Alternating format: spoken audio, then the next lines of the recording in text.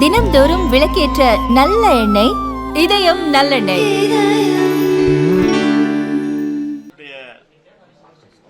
மாநில செயலாளர்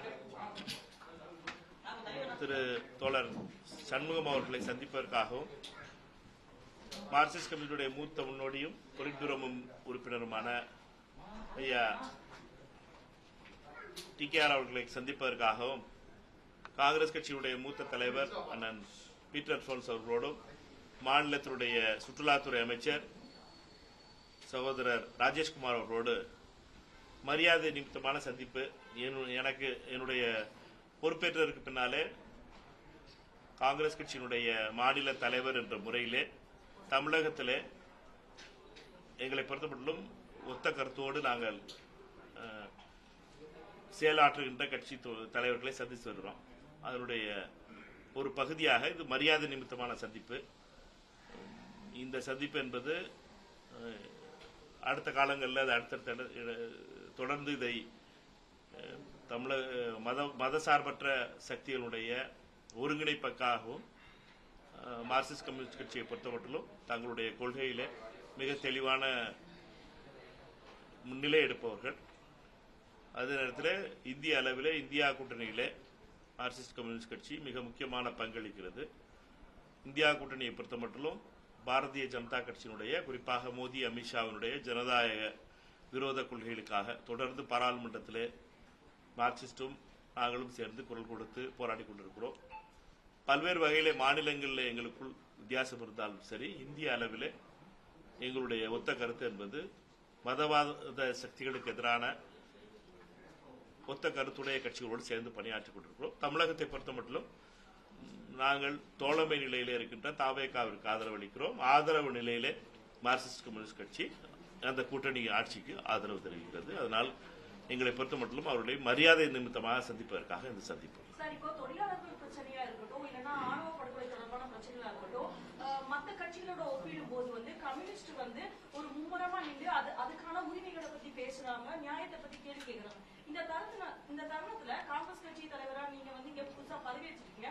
வரும் காலத்துல கம்யூனிஸ்டோட சேர்ந்து இந்த மாதிரி விஷயங்களுக்கு நீங்க போராட்ட காலத்துல ஈடுபடுவீங்களா? எங்களை பொறுத்த மட்டும் காங்கிரஸ் கட்சியை பொறுத்த மட்டும் தமிழ்நாடு காங்கிரஸ் கட்சியை பொறுத்த மட்டும் தொடர்ந்து பல்வேறு நிலைகளிலே பல்வேறு மதசார்பற்ற சக்திகளோடு இணைந்து பல நிலைகளை எடுத்திருக்கிறோம். மதசார்பற்ற சக்திகள் எல்லாரும் ஒன்று சேர்ந்து நிலைகள் எடுக்கின்ற பொழுது நீங்கள் சொல்கின்ற ஒவ்வொரு விஷயங்களாக இருக்கட்டும், தொழிலாளர் சம்பந்தப்பட்ட பிரச்சனையாக இருக்கட்டும், அதே நேரத்திலே ஆணவ கொலை பிரச்சனைகளாக இருக்கட்டும், எல்லாம் வரும் பொழுது அமர்ந்து பேசி அதற்கான முடிவுகள் எடுப்போம். பிரச்சனைகள் அடிப்படையிலான இஷ்யூ பேஸ்டு கோஆர்டினேஷன் என்பது இருக்கும். எங்களை பொறுத்த மட்டும் பேசிக்கா ஒரு ஐடியாலஜியில் நாங்கள் எல்லாம் காமனா இருக்கோம். RSS ஃபேசிஸ்ட் ஐடியாலஜிக்கு எகென்ஸ்டா இருக்கணும். பிஜேபிக்கு தமிழ்நாட்டில் எந்த விதத்திலும் என்ட்ரி வந்துடக்கூடாது. அது மறைமுகமா இருக்கலாம் அல்லது அதோட மாஸ்க் அணிந்த முகமா இருக்கலாம்.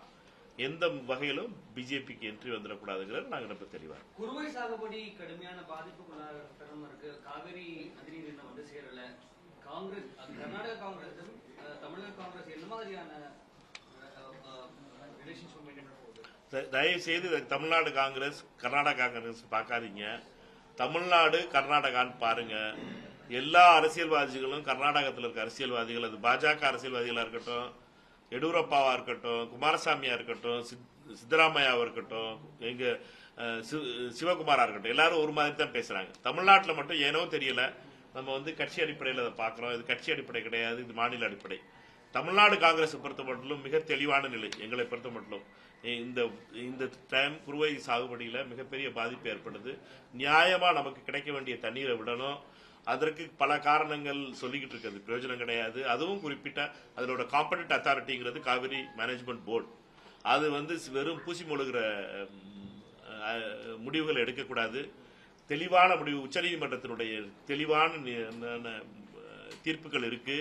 அதை பேஸ் பண்ணி அவர்கள் கர்நாடக அரசை தண்ணீர் விட சொல்லணும் என்பதுதான் எங்களுடைய நிலை. இன்னைக்கு நேற்று நான் அதற்காக அறிக்கை கொடுத்திருந்தேன். இன்னைக்கும் முன்னாள் முதலமைச்சர் அண்ணன் பழனிசாமி அவர்கள் தேவையில்லாம வீம்பு விலைக்கு வாங்கினதுக்காக சொன்னதுனால நான் சொல்ல வேண்டியதா போச்சு. அதனால என்ன, எங்களை பொறுத்தப்பட்ட எங்களுடைய நிலை என்பது தமிழ்நாடு ஒன்றாக இருக்கிறது. சட்டமன்றத்தில் நாங்கள் எல்லாரும் ஒன்னாத்தான் குரல் பேசினோம். ஆனா இதுல கன்சல்டேஷன் இருக்கணுங்கிறத எங்களுடைய இது. கட்சிகளுக்குள்ள உள்ள கன்சல்டேஷன் இந்த விஷயத்துல ஏனோ தமிழ்நாட்டில் மிஸ் ஆகிட்டே இருக்கு. தனித்தனி நிலையை எடுத்துக்கிட்டு இருக்கோம். ஒரு இடத்துல உட்கார்ந்து பேசி ஒரு நிலையை எடுக்கிறதுக்கான முயற்சிகளை தொடங்கணும். ஒருத்தர் மேல ஒருத்தர் பழி போடுறதும் காங்கிரஸ் மேல பழி போடுறதுனாலையும் இதனால இதற்கு தீர்வு கிடையாது. கடைசியா வேதனைப்பட போறதும் கஷ்டப்பட போறதும் விவசாயிகள்ங்கிறத மறந்துடாம நம்ம எல்லாரும் முடிவு பண்ணணும் எங்களுடைய கருத்து. கரூர் ஸ்டாம்பீட்ல உயிரிழந்தவர்களுடைய குடும்பத்திற்கு அரசு வேலை அறிவிச்சிருக்காங்க. இதற்கு எதிர்ப்பு தெரிவித்து மதுரை உயர்நீதிமன்றத்தில் ஒரு வழக்கு ஏற்பட்டது. காங்கிரசுடைய நிலைப்பாடு என்ன? இறந்தவர்களுக்கு அரசு வேலை கொடுப்பதற்கு ஒரு மிக்சட் ஒப்பீனியன் வந்துட்டு இருக்கு. நிறைய பேர் கஷ்டப்பட்டு படிச்சிட்டு இருக்காங்க. இவங்க இந்த சம்பவத்தை இறந்ததுனாலேயே அவங்களுக்கு இந்த வேலை வாய்ப்பு கொடுக்கறத பத்தி அவங்க மாற்று கருத்து இருக்கு. உங்க நிலைப்பாடு, காங்கிரஸ் நிலைப்பாடு? இதுல ரெண்டு விதமான பார்வை இருக்கு. ஒன்னு தோழர்களுடைய பார்வை, எங்களுடைய பார்வையும் அதுல ஒரு சின்ன ஒரு வேரியேஷன் இருக்கு. நாங்க பாக்குறது என்னட்டா அந்த விக்டிம் மாலஜி ஸ்டோரியா பாக்குறோம். என்னட்டா நீங்க அவர்கள் ஏழை மக்கள், ஏழை ரொம்பவும் கீழ்த்தட்டு மக்கள் நிறைய பேர் அந்த குடும்பங்கள்ல இருந்து இறந்திருக்காங்க.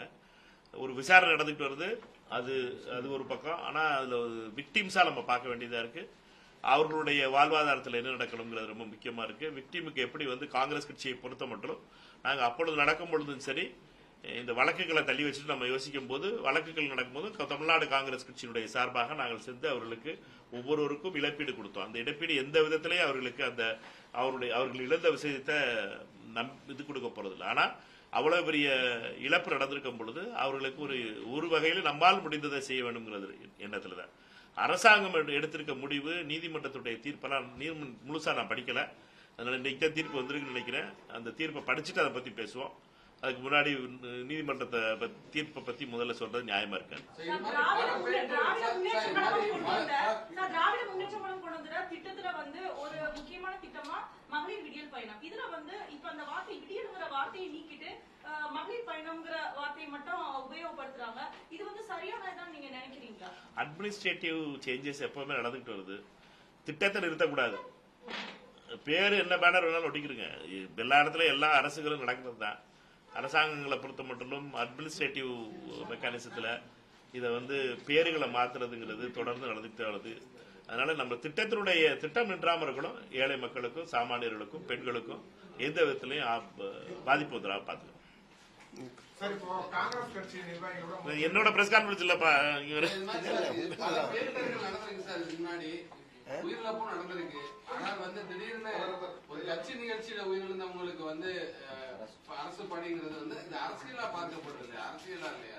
அது ரொம்ப குறிப்பா சிபிஐ ப்ரோப் நடந்துட்டு இருக்கும் போது இது ஒரு ஆடட் மைலேஜா விஜய்க்கோ இல்ல ஆதவஜனுக்கோ விளங்கிறாதா? இத பத்தி இந்த ஜட்மெண்ட்டை படிச்சுட்டு நான் பேசுறேன். ஜட்மெண்ட்டுக்கு இல்ல சார், காமன் ஒப்பீனியன் கேக்குறோம். அதாவது புயல் வெள்ளம்னு பல பேரிடர்கள் நடந்திருக்கு. உயிரிழப்பு தமிழ்நாட்டில் நிறைய நடந்திருக்கு. நிறைய சம்பவங்களை உதாரணத்துக்கு சொல்லலாம். நீங்க இதே விஷயத்துக்கு என்னுடைய பதில இப்ப சொல்லிட்டேன். அதனால நீங்க கேட்கிற கேள்விக்குள்ள பதில தனியா ஜட்மெண்ட்டை படிச்சுட்டு பேசுவோம். சரியா? ரைட்.